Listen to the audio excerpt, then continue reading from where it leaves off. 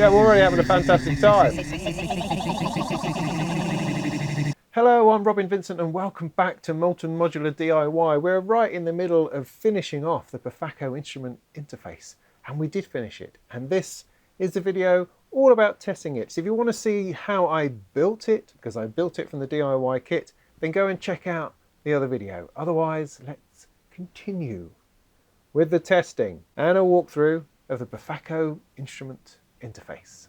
Right, so I was so traumatized by the build that I've given it a whole day before I've summoned up the courage to actually test the thing out, because I'm not convinced that this is going to work. But all I can do is try. I've just got to give it a go. So I haven't plugged it in, I haven't pre-tested ahead of making the video just to make sure I don't blow myself up. No, I'm going to be blowing myself up right now. Hopefully not.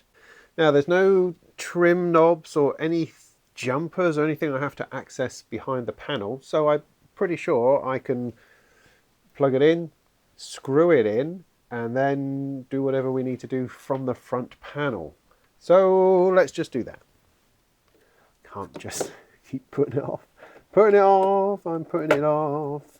Right, so that's in. That's in. Right. Let's turn the fella on.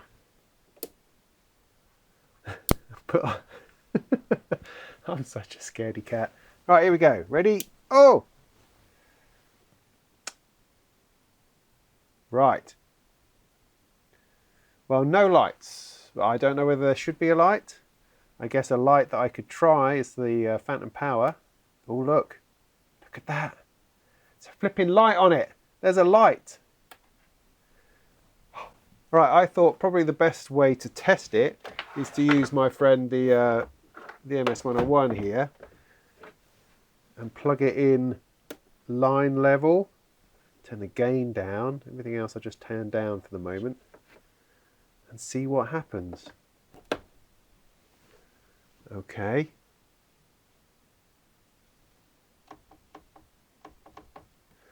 So what would be great would be to get this playing something.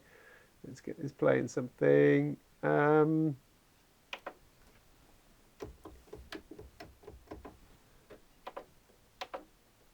that should be playing. Turn up the gain, getting a light on the green. Another light. Another light. Yes. Yes, right. I might have gotten away with it. Right, let's see if I can wire this into something that we can hear. That's the output. So take the output, plug it into a channel over here.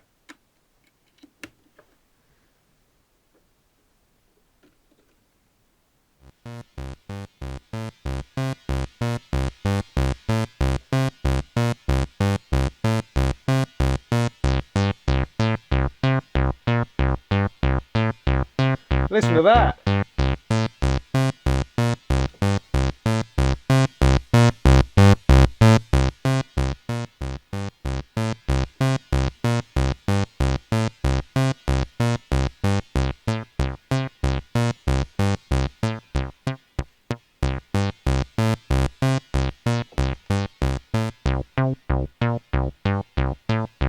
Now that's very exciting. That excites me a great deal. Now I have no idea what to do next. There's no manual at the moment, because as I say, this isn't actually released yet. So I guess what I should do, I mean, there's a trigger and a gate thing, and there's a response thing. These seem to be outputs.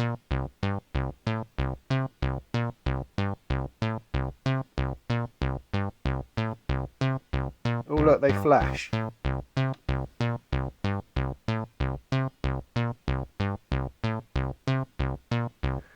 So let me experiment by taking a trigger, for instance, plugging that into something.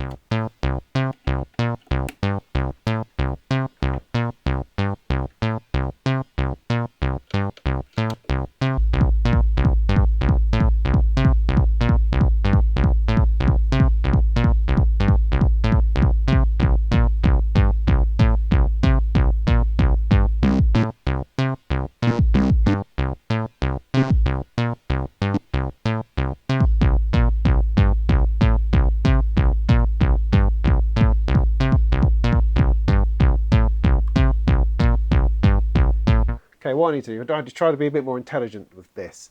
So this is creating envelopes based upon what's coming in. It's an envelope follower, so it's taking this input, creating an envelope for that, and then applying it to something. So I need to apply it to something. Either I need to apply it to the volume of something, I could do that, or to a filter. That might be more interesting. So I'm going to take the output of the even VCO into my filter, the filter straight out of something else. In fact, why don't I stick it through a VCA, and that way I could apply an envelope to that as well if needs be. So let's just take the out, plug that in here. So let's take this envelope, stick it into that filter, see what that does.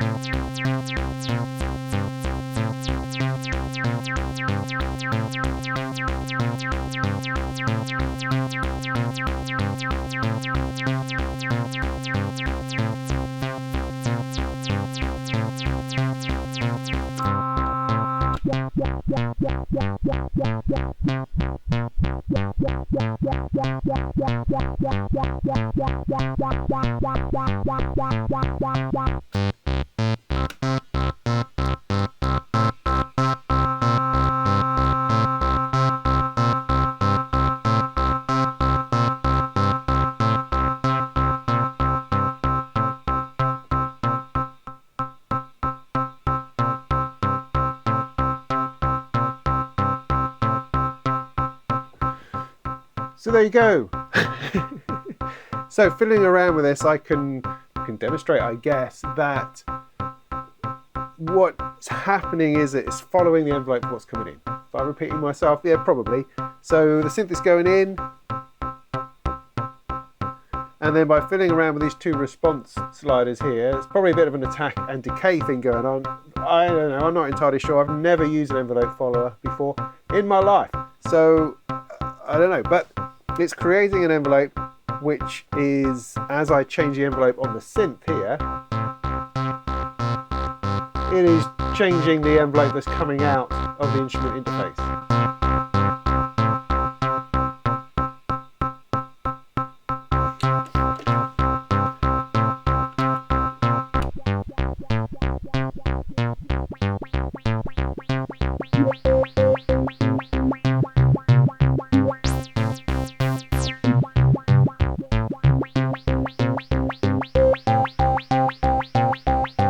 At the same time, I could do a bit of filter control too.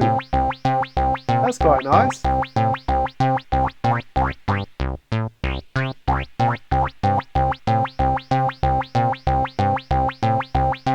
Now I've still got this trigger and this gate output. I mean, I'm assuming they're outputs. They seem to do a bit of an outputty thing. I mean, if I was to take the envelope and plug it in the gate, that sounds like it would work, and it's just following this again. So that's generating a gate for as long as the envelope as well, but rather than being shaped, it's just a sharp on-off type gate. And you can hear that in the clickiness of the close. I'm going to bring you in for another view.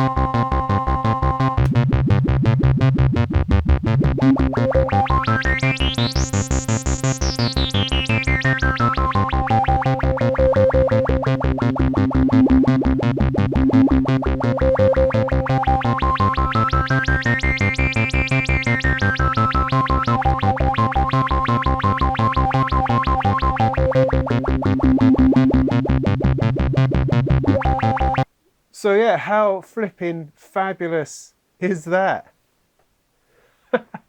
Right. So what happens now? Well, now I should plug a microphone in and I should plug a guitar in. Those are the other two things to test, I imagine. Sorry, I'm just extraordinarily pleased. Now I think I'm getting the hang of the response thing. It's essentially, the attack and decay. Like I said, envelope level seems to just how much that is. This one down the bottom, no, I don't really know. I'll work that one out with time. Triggering gate, yeah, seem to do what they say. A great thing. Of course, I've come in on the line level. It should be in the middle for synth, so it says. Does that matter? I don't actually know. Which one do I use for microphone? That I don't know either. These are things I'm about to discover. So why don't I plug a guitar in? Try that. Right, so high Z down the bottom.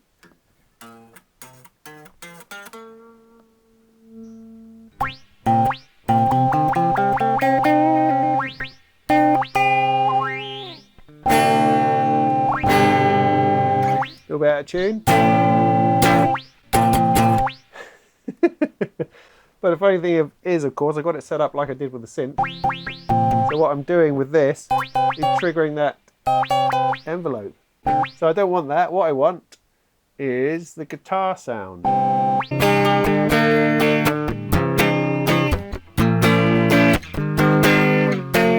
Now, of course, it's just a very boring sound. It's not going through any kind of amp simulation or effects at this stage, but the plan is going to be surely to take the output of that through something like a delay.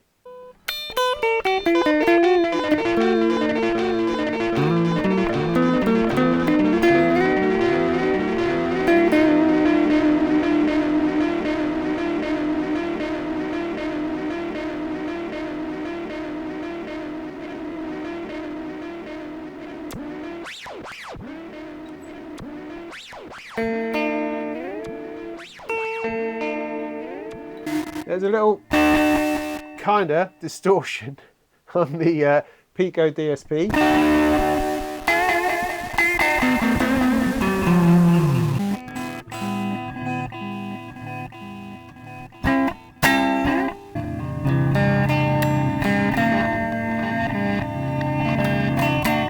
Now, I'm just noodling, all right? I'm just sort of having a bit of a play. It's difficult to say, really, exactly how I would use it, because I am, of course, without...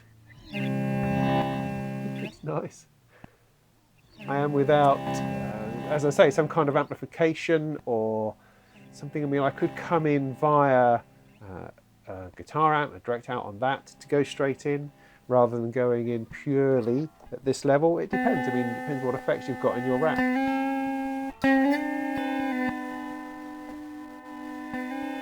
Or I can just make nice noodly noises.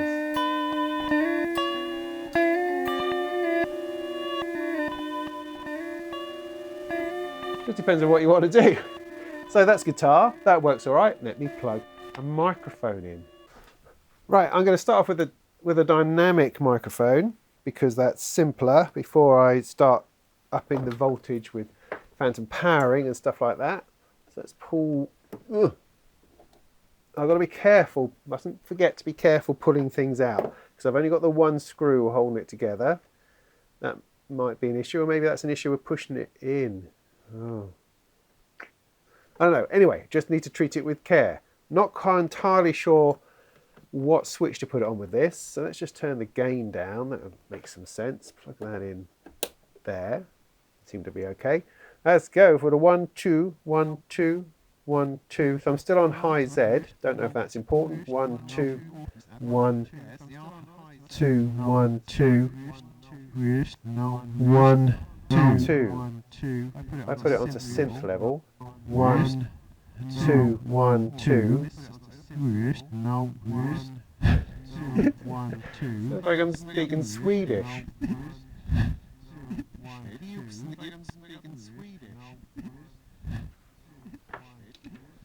Oh,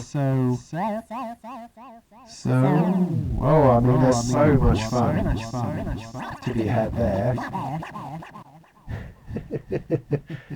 Okay, well, maybe someone can tell me exactly what the setting on this is supposed to be. And I've got a choice between line, synth, and high Z. I mean, high Z impedance is for guitars, I know that. So should microphone be on, well, it shouldn't be on line level, but at the same time, that's still coming through, and the level is fine. So maybe I'll stick with that. So, see, I also don't know enough about the black stereo delay down here to be able to, I mean, if I just say something and capture it.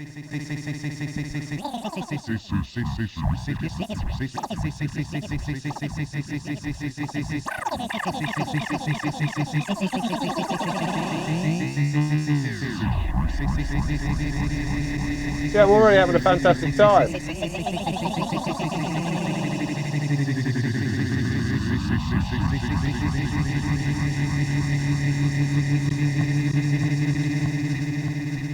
Boom!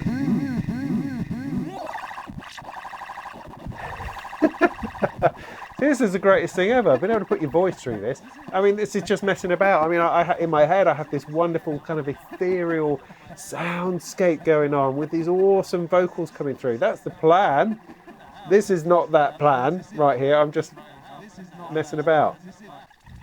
So how about we stick it into the magneto, which is most certainly something I don't understand. So if I put it into sample, and then what? Does it loop over itself?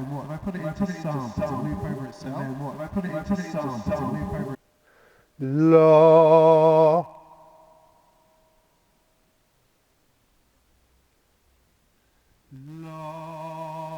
There it is. La.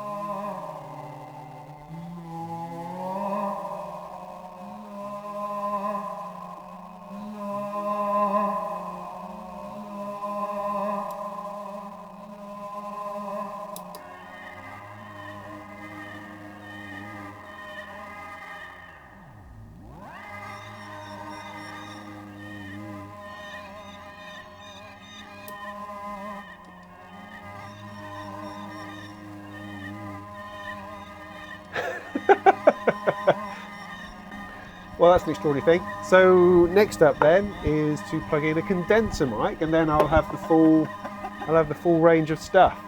1, 2.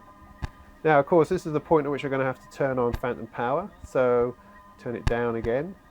Put the power on.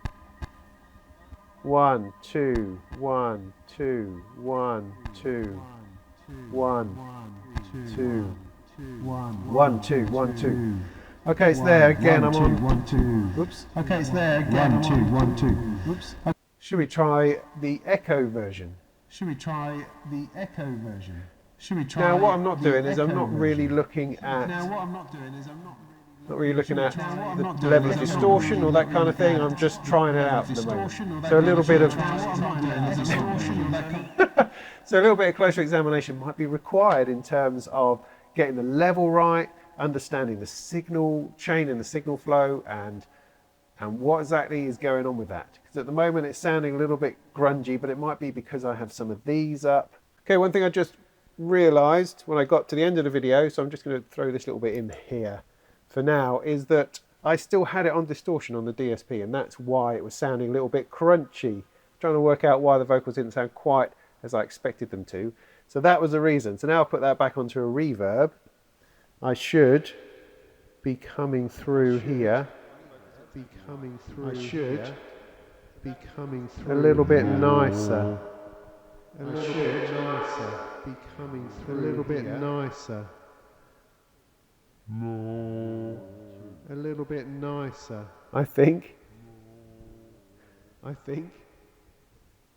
But of course, I still don't really know how magneto works. But of course, I still don't really know how magneto works. But of course, I still don't really know how magneto works.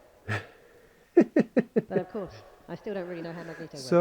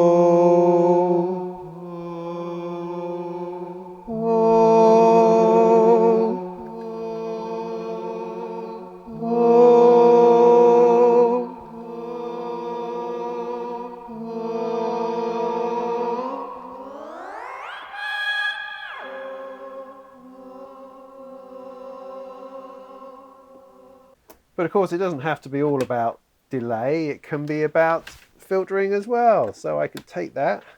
Let's see if I can stick my voice through the filter. Because now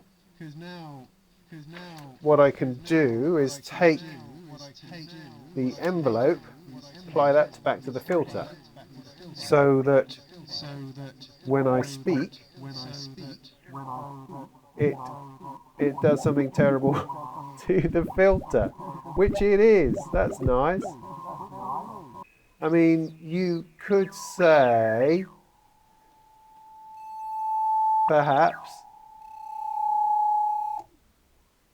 that this requires a little bit more experimentation. See, that's really interesting. So that there is a very quick run through of the Befaco Instrument Interface. I built it, I sweated over it, toiled over it, put it together, and now the flipping thing works. It works. And for me, what this has done is it's completely opened up my Eurorack to a whole other raft of possibilities. Whether from the simple things of bringing a single synthesizer into the fray just to mix it in with everything else. That's one possible application. And there are genuine possibilities of using it to trigger things, using the sequencer in here to trigger other things in the rack. That's very, very, very interesting. And then I can plug a guitar in and start feeding that through, either to trigger stuff, which seems strange to use the envelope, possibly, or just to feed that widdly noodly signal all the way through and incorporate it into my rack. Similarly with voice, I mean, my plan is for this coming weekend, I mean, it's Thursday now, so I've got like a day and a bit to come up with some kind of patch which is going to incorporate the voice flowing through it, probably through magneto, but I don't know. I've got a lot of learning to do. I mean, and that's the other thing, is this is going to change how my rack is, because I'm now having to think about audio signals more than a synthesized audio signal. I have to think about real instruments, I have to think about sound quality in a different way. I have to think about clarity, which you don't really have to think about that much with oscillators, because it all sounds a bit electronic, doesn't it? Whereas now I'm thinking about distortion and tone and things like that I haven't thought about before. I don't have the right sort of effects in here really for processing vocals. Or do I? I don't know, you see. It's opened up this territory of exploration that I'm going to have to dive into and try to work out. I mean, hopefully when the manual and stuff comes out, I might just send them an email just to find out what setting you're supposed to have it on for microphone for the best solution. I suppose that might be useful, but otherwise I've got a whole stack of experimentation to get on with. I hope I don't get too distracted that I don't end up doing anything at all. So there you go. Built it, plugged it in, flipping worked. I'm a genius. I know, I don't quite know what to say about that. Now I'm going to do another video exploring this, or at least I'll come back to this and show you what it is that I found in a few days, maybe after the weekend, once I've got this performance thing out of the way. I can then sit down with it and demonstrate it better, more elegantly, more beautifully than I have done now. But I think you get the gist of it. Plug anything into your Eurorack. Use it to trigger stuff, use it to envelope stuff. I think that's pretty awesome. Great stuff. Thank you, Befaco, for sending me the kit. I hope this video that I've put together has been useful for other users. And even though it was a bit tricky, I mean, I did it. I didn't make any terrible mistakes. I just soldered it as it was, squeezed everything in, put it together, worked it out. And that's all you can do in modular DIY, I think. It's nothing to be afraid of. Just takes a little bit of thought and a little bit of focus. So cool. I hope that was helpful. And in the meantime, go make some tunes.